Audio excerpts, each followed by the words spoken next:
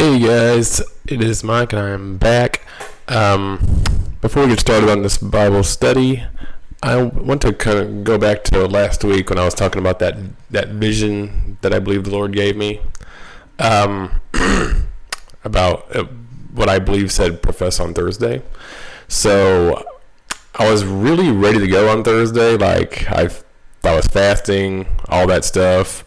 I was prepared for anything really, because I take visions from the Lord very seriously. Because I feel like it's important to treat it as any other day. As far as when you're given a day, like a specific day to expect something. But at the same time, you just want to be a little bit more diligent. I was really armored up, if you will, and but I wasn't going to try and force anything, because I knew that if the Lord truly intended for something to be done on Thursday, whether by me or whichever, I knew that it would be delivered right into my hands, because I just felt like it would be something that He would give me directly, like He's given all His children whenever He had willed for them to do something or whichever. So anyway, I was just going through the day, being patient, waiting, and seeing what would happen. And the day came and gone, and nothing really happened. It was just basically a normal day at work. Nothing special. Just a usual day on the job. And then came home, and then it was like I wasn't mad or anything. I wasn't, just disappointed or whatever. I actually believe that I probably just interpreted it wrong. It might not have even been a vision. It might have been just my imagination, and I thought it was a vision, which can happen, unfortunately. I think many of us are guilty of that. But either way, I think it's still important, though, that you always have that mindset of being diligent no matter where you're at, as far as what the Lord brings in your life. Because yes, a vision can give you more of a reason to really focus on a specific time frame, and whatever, depends on what the vision says or gives, whichever. But I just wanted to bring that to you guys, because I know that I mentioned it last week, and I wanted to share just what happened. But yeah, it was basically a normal day. So with that said, let's go to our Bible study. So we finished Numbers, and we were up to Deuteronomy. Now Deuteronomy is I've always felt like it was kind of a retelling of the events of Leviticus and Numbers, because it kind of goes over the same laws and statutes and ordinances that were mentioned in those books. However, rather than a long period of time and events that took place in those books, this is just really one great big speech by Moses to the children of Israel. Now, he's not talking to the original Israelites, obviously, that journeyed with him to the Promised Land. These are their sons, because as you know, from last week, the original tribes of Israel, the fathers, died in the wilderness. They lost their inheritance because of their rebellion and disbelief in the Lord, and so it was instead given to their sons. And Moses also lost his inheritance, and he knew he was about to die. He's giving this speech as just kind of a, this is what you got to do for the Lord, so that you don't make the same mistakes as the fathers made. And then after that, he goes up to the mountain. He sees the Promised Land before his eyes, and then he passes on. Of course, he also mentions that he knows that your fathers were stiff-necked people, and thus you shall be as well. But he also knows that there's a great hope coming, and a promised king that will deliver his people. And I think we all know who that is. Now, yes, some might say David. It's not David, it's Jesus, just so you know. Just to clear that up, but no, he definitely meant Jesus. I mean, David had his hand, but he was not the Messiah, obviously. He was not the promised king. I know he was a king, but he's not the king. But anyway, yeah, it basically just goes over the same things as the other books, only in one great big speech. But I think I'm going to go ahead and move on to Joshua. Make sure there isn't anything. Because this is, I'm just going to move on. Because that's basically what we've been doing for the last, I don't know how long now, as far as,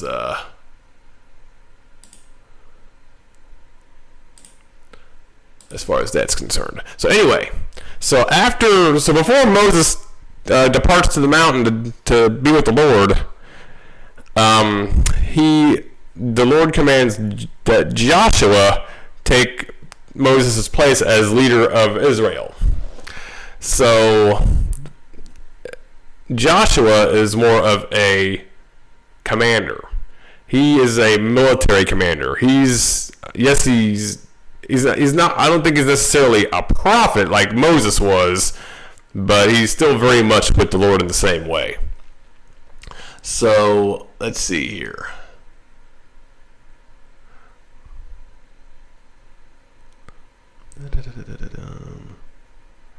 And once again, he gives Joshua kind of the same, little speech as he gave Moses. As long as you live like Moses did, as long as you hearken, listen to my ways, I will always be with you. I will never forsake you. Be strong and of good courage. Just giving him that pep talk, am I right? We all need it.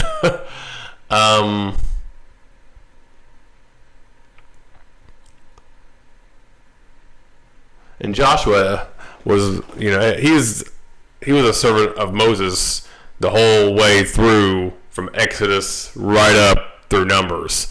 I mean, he was just basically Moses' right-hand man. So obviously he'd be the easy choice as far as who's going to take over the duties of Moses.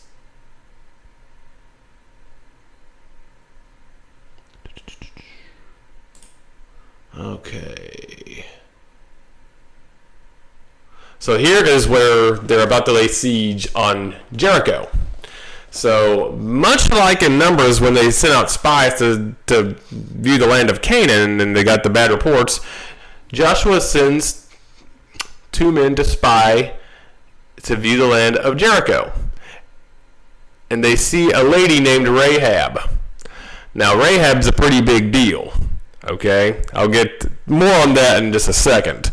But for the purpose of this story, they find Rahab, and she knows the power of the Lord their God. She understands that her people have no chance, and she asks for mercy. She doesn't try to fight. She doesn't say, "Hey, I have people from Israel who are trying to attack us." No, she literally acknowledges their God, what he can do, and pleads for her life, pleads for mercy. And the Lord's going to acknowledge that, always. Because, think about it. You're an enemy. An enemy is coming into your territory. You're their enemy. But instead of being like acting carnal and saying, "Get out of here, I'm gonna put you to my people and you're gonna be thrown in prison or whatever." It's just amazingly humble to ask for mercy from your enemy because you know their power. Just absolutely amazing.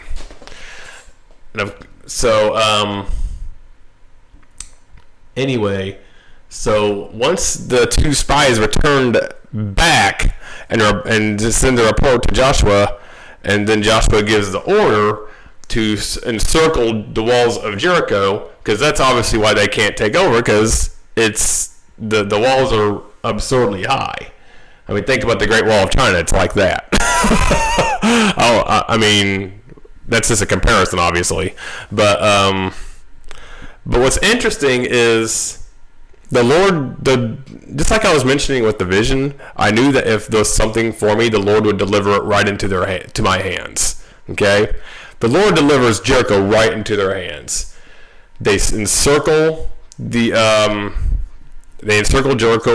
They just surround it and march and sing praises to the Lord their God for 7 days, I believe.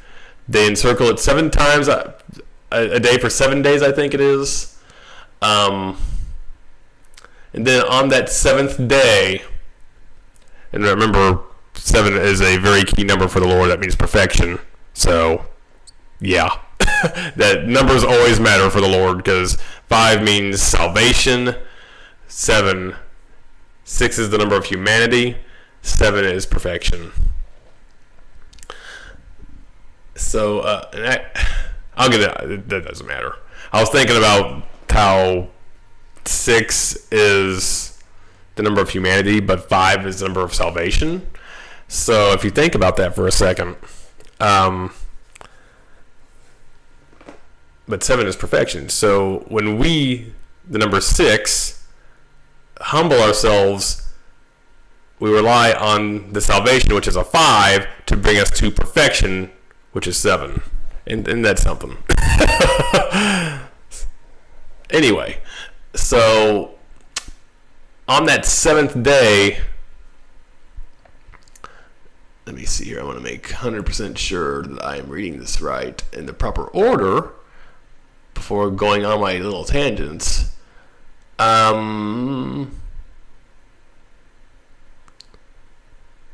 Okay, so that's when. So yeah, she helps them escape, of course. And then they return, give the report. So.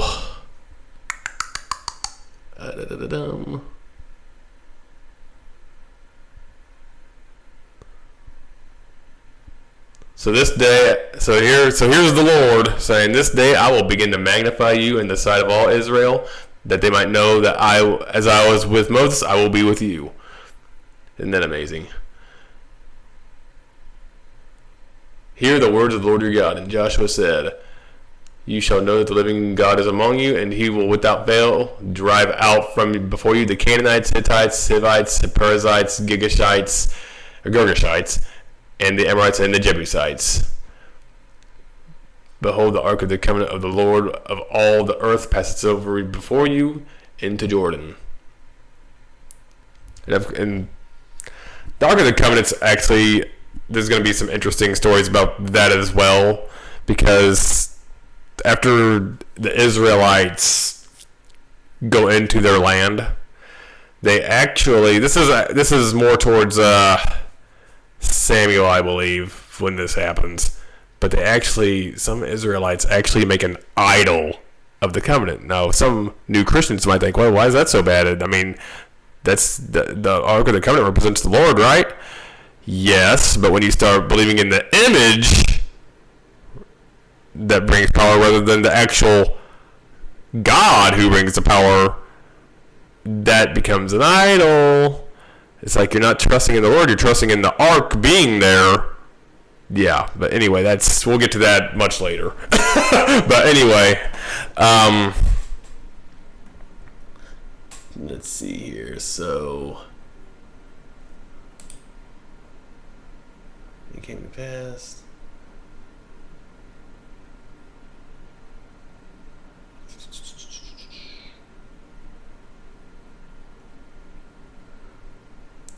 Stones.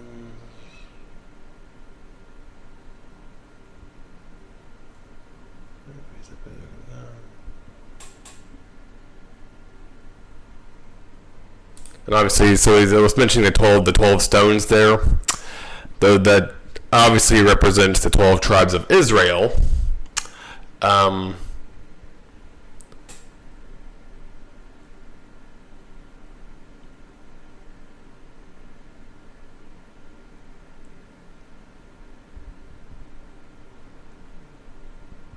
So he's circumcising all of the people of Israel. All the males, obviously.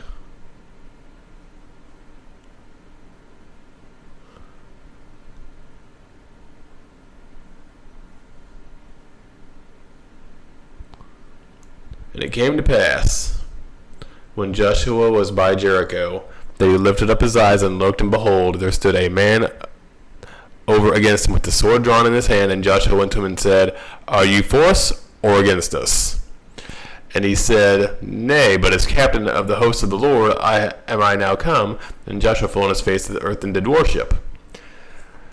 What saith my Lord to his servant? And the captain of the Lord's host said to Joshua, Loose thy shoe from your foot, for you are on holy ground. Just like when he said to Moses. Now Jericho was straitly shut up because the children of Israel, none went out and none came in. They're terrified of the Israelites and their God. Terrified.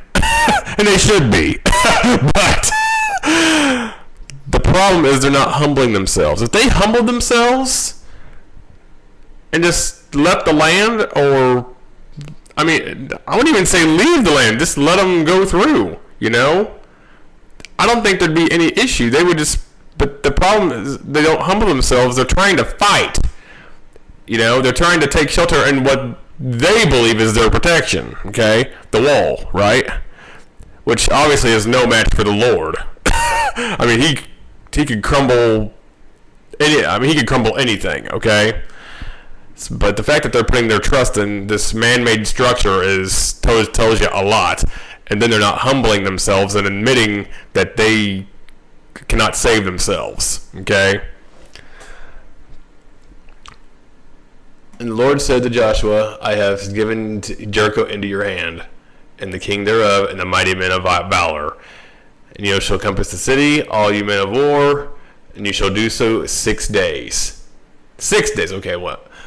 And the 7 priests shall bear before the ark 7 trumpets of ram's horns, and the seventh day, you all shall encompass the city 7 times. Okay, so basically they're just around the city of Jericho for 6 days, and the 7th day they encircle Jericho 7 times. Remember, we've already gone over the number 7, right? And then all the people with a great shout, the wall of the city will come down, and the people shall ascend every man before him. Now there's one more very key point that needs to be mentioned, and it's going to be a big deal here.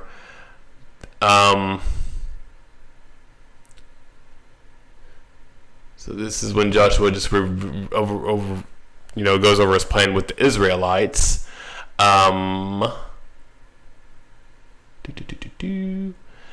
Okay. And it came to pass at the 7th time, when the priests blew with the trumpets, Joshua said unto the people, Shout! For the Lord has given you this city, and the city shall be accursed, even it, and all therein to the Lord. Only Rahab, the harlot, now she was a prostitute. She was not a good person, okay? But she humbled herself in her heart, so the Lord spared her. Mercy, mercy, mercy, mercy. Even the worst of the worst can be saved if they humble themselves. Absolutely. She and all that are with her in the house, because she hid the messengers that we sent. She helped them, Now some people might think, well, didn't Rahab sin by, what was it? By lying to the people, that were trying to figure out who they are? She clearly lied and helped them escape, right? She was deceitful to them. No, because it's not their business to know who's in her house. It's her business. So, he who is with the Lord is for him. He who is against is against. Anyway. But yeah, that's how confusion kind of starts as far as people who read this carnally. They'll see, Rahab was deceitful. No, she was just, it's her business. They don't have any right to go into her house and see who's in there. But anyway, but of course she did eventually let them in, but after they escaped. Because they were eventually going to get in. It is what it is. Anyway, Now here is a very important verse right here. And you in any wise keep yourselves from the accursed thing, lest you make yourselves accursed. When you take the accursed thing and make the camp of Israel a curse and trouble it, but all the silver, gold, vessels, brass, iron, and consecrated unto the Lord, they shall come into the treasury of the Lord. So it was okay for them to take some things, but not others. So they destroyed the city, all those in it, men, women, animals, so on and so forth. And why did they destroy them? Because they were accursed. They were accursed. But anyway,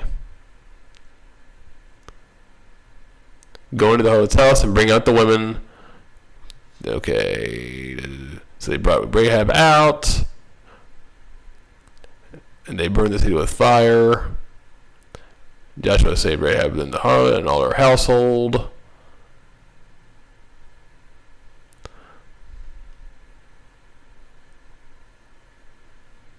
Cursed be the man before the Lord that rises up and builds this city Jericho, because they believed. I mean, I truly believe that it was because they were relying on Jericho for their safety and salvation, the walls, rather than the Lord. I mean, I know that they were carnal and they didn't know the Lord, but you can see in a person's heart what they really are. Rahab's heart seeked mercy. I mean, it's just amazing. Okay. So here we go. Remember that verse that I just mentioned about taking an accursed thing? But the children of Israel committed the trespass in the accursed thing. For Achan, the son of Carmi, the son of Zabdi, took an accursed thing. We don't know what that accursed thing was. Could have been clothes, could have been jewelry, could have been a hat. I don't know. But he took something. So afterwards, Israel fought Ai, who had they fought, but I didn't think they were gonna, not Ai, whatever you want to, I don't know how you pronounce it. But the children of Ai did not think they were gonna win because of what they did in Jericho. But what happened? When you sin against the Lord, guess what? I mean, we all know He turns away from you. He will not be with you in your endeavors if you sin against the Lord. So they lost embarrassingly to the children of Ai. And eventually they find out that Achan sinned against the Lord and against Israel by taking the accursed thing. So what was the consequence of him doing such a sin, committing such a sin? He was stoned. Why was he stoned? I mean, people steal. We all know that. But the reason the consequence for his actions are so severe is because it's very similar to what Paul said. A little leaven leaveneth the whole lump. Okay? In a people that were being built up to be the Lord's, there could be no sin. They had to be an example for the rest of the world that they were set apart, that they were the people that other kingdoms could look towards and say, hey, these people are different than the rest of the world. That's what sanctification is. You're set apart. But when your holy people are living like the rest of the world and sinning, that means that's not good. So that's why it was such a. I mean, the sin had to be dealt with. The sin had to leave Israel, and the only way was, he had to be stoned. I mean, it was the only way around it at this point, especially when you are literally willfully sinning against the Lord. You are told, do not take the accursed thing. Do not. And you still do it, and you do it deceitfully. I mean, it's not like he asked. He could have said, hey, can I take this? No. He just took it. And he hit it. Oh, man. Now, this day and age, would you get stoned? No, because unfortunately things like this are almost seen as just a minor thing now. No one seems to care. I mean, yes, you can get put in jail, whatever, for stealing, but I mean, it doesn't really stop people. You know what I mean? But it's just, obviously for Christians, stealing should be the last thing on our minds. You know, stealing, coveting, all that stuff is all carnal, all worldly. We're not like the world. We are the church. And the church has our hearts set on one thing. We covet one thing and one thing only, and that's Jesus. That's the kingdom of heaven. That's what our hearts should be set on. Nothing else. Nothing in this world, that's for sure. That's an important lesson that this part of the Bible teaches. And it's a very valuable one. Anyway, I think that should about do it. So I'm going to stop there. And I will see you guys tomorrow.